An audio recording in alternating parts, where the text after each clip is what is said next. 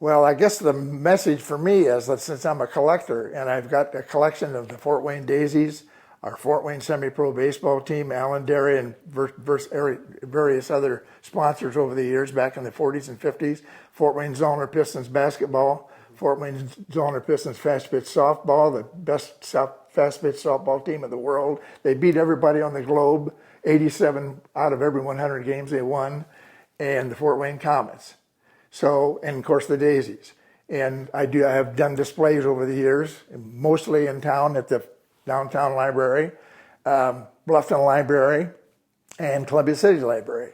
And but most of them are downtown.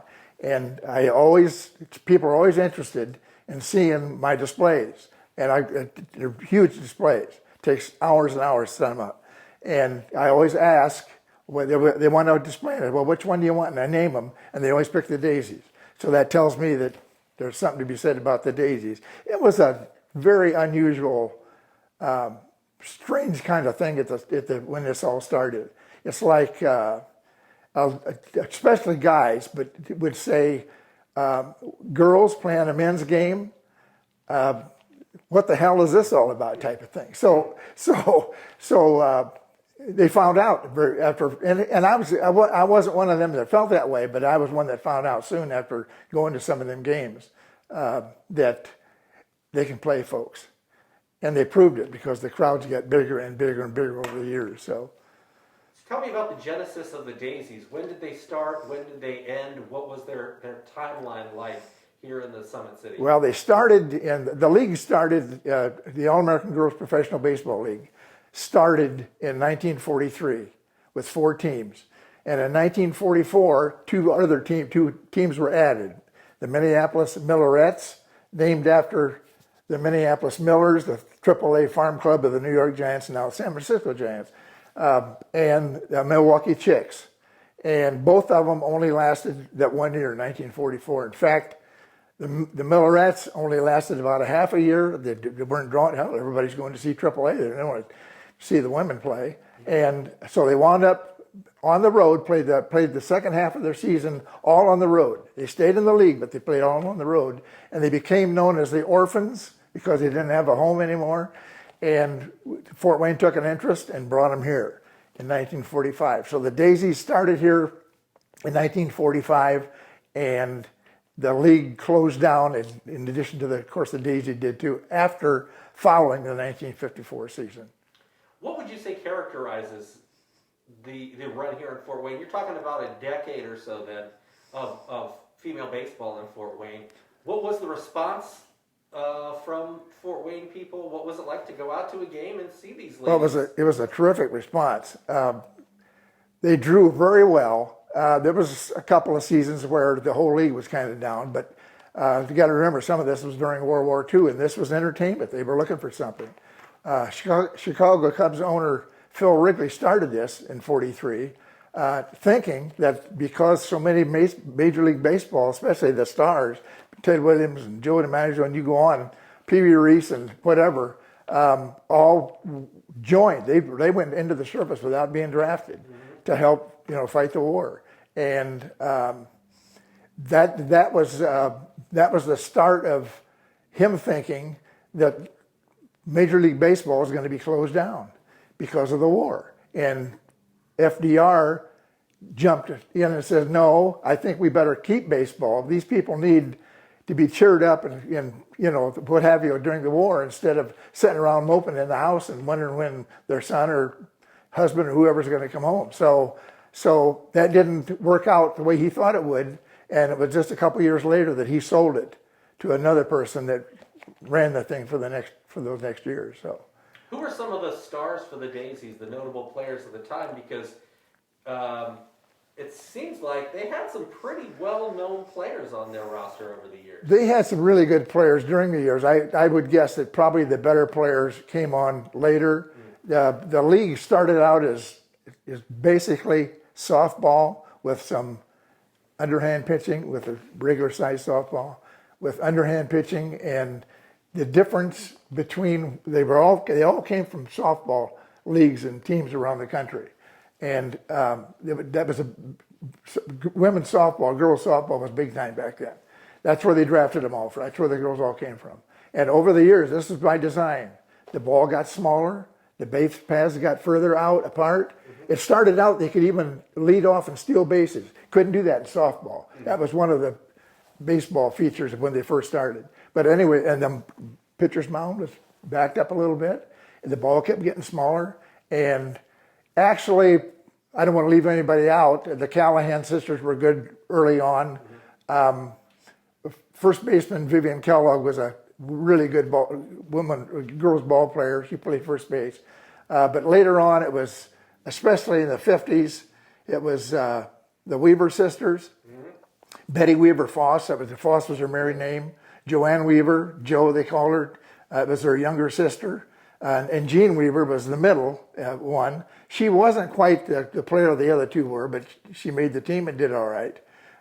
Wilma Briggs was a heck of a ball player. Dottie Schrader, everybody knows Dottie Schrader with the pigtails at shortstop, and she was a drawing card. That's why a lot of us young guys went to some of the games. She was a knockout, she really was. And boy, could she play. She had a great arm, really smooth fielder. It was a lot of fun to watch. So there's others, but those are probably but Katie Horseman, she lives in Minster, Ohio, still, and I've had help with my book from 7 former Daisies, 6 of whom are still living. And I found them and got a hold of them on the phone, and they just jumped it, helping me out with it. During your research, was there one thing or one theme or one moment that surprised you, impressed you, that really sticks in your mind where you say, I didn't know that, or wow, this is a great story? There's probably hundreds of them. But is there one that sticks out to you more than most?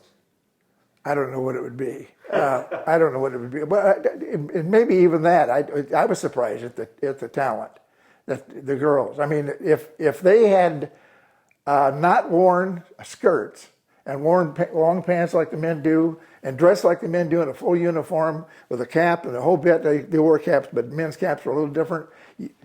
If you're not real close, you would never know the difference. They was that good. You know how they always talk about a girl, if you throw the ball like a girl, well, none of them threw the ball like a girl.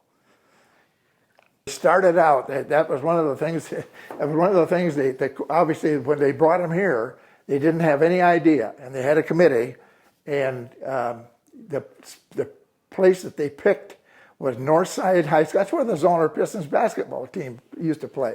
They picked Northside High School, and it was the football athletic field. And they carved out a baseball diamond on the southwest corner of that ballpark, put up new light poles, because almost every game is played at night. So, and that's where they played in 45 and 46. And the neighborhood was starting to raise Cain, because it's almost every night when they're there. In fact, the neighborhood a lot of the neighbors were happy when they were on the road because of the lights.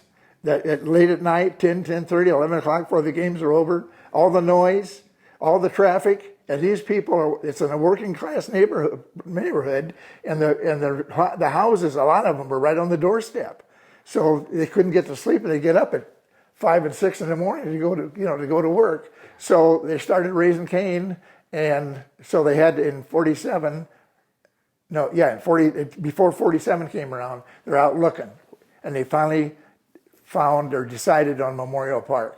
Now that had a baseball diamond there, but that's all you could say for it. The field was there, the base paths, but they put light poles up, and of course seats and press box and concession stand, and they did the whole, and dugouts.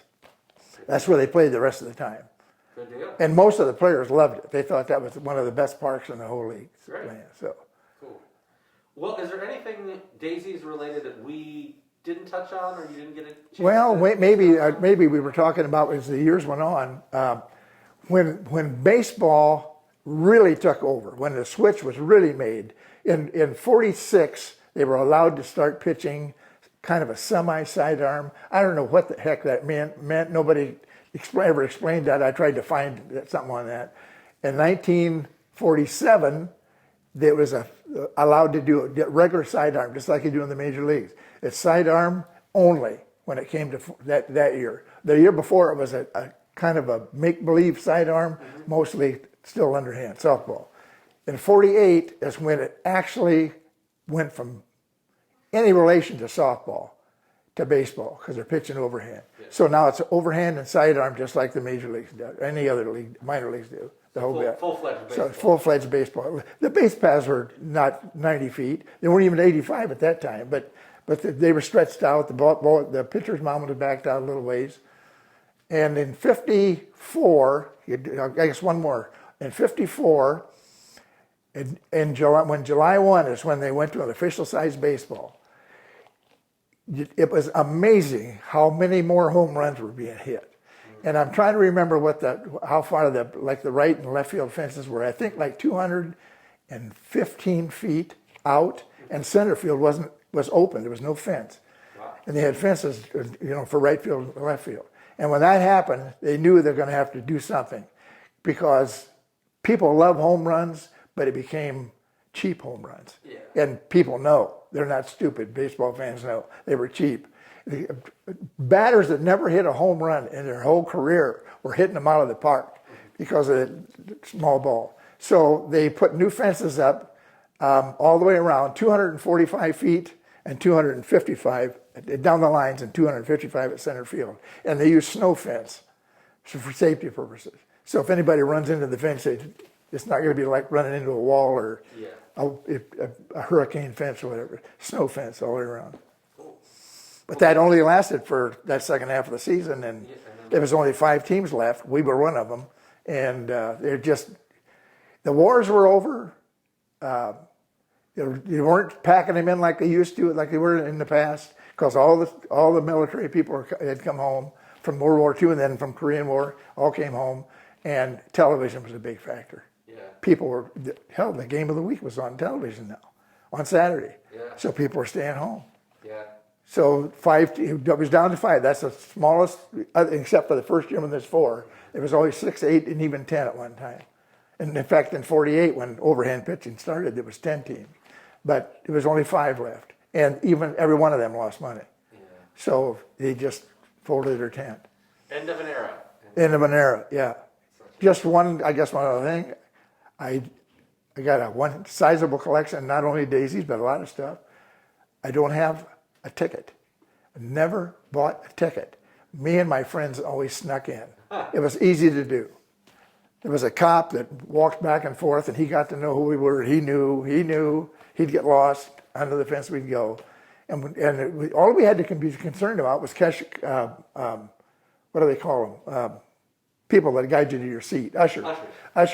And so we'd be careful of them, but we'd sneak in behind home, just a little bit towards first, and there was a grandstand there, big stand up. And we'd sneak around and come up, and almost never on a weekend because they were full. Yeah. But during the week, there was always seats. And we'd run up and find somebody to sit behind, sneak behind us. So I never got a ticket. I've got all kinds of stuff, but I don't have a ticket. How many games do you think you saw? Oh my God. I can't count them all. I don't know. Probably, we lived on the west side of town until 1950, so I didn't see anything until we moved to the east side of town and started going to the games. My friends started showing me the ropes, and the first thing I know, we're going to the games.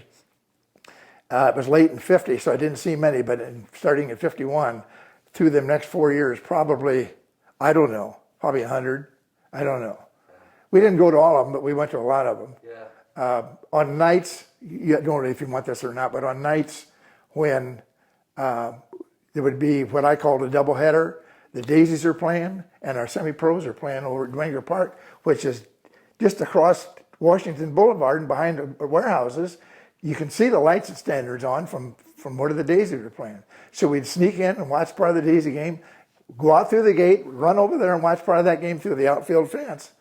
And they put tarps around that whole ball because they knew a lot of people were doing that. Yeah. Put tarps, that discouraged a lot of people, but not yours truly. The tarps is plural. I'd go around and find where the tarps came together, and I'd sit down in the grass and do this. Just enough that I could watch the game and nobody wouldn't even notice. Yeah. So I had the best seat in the house.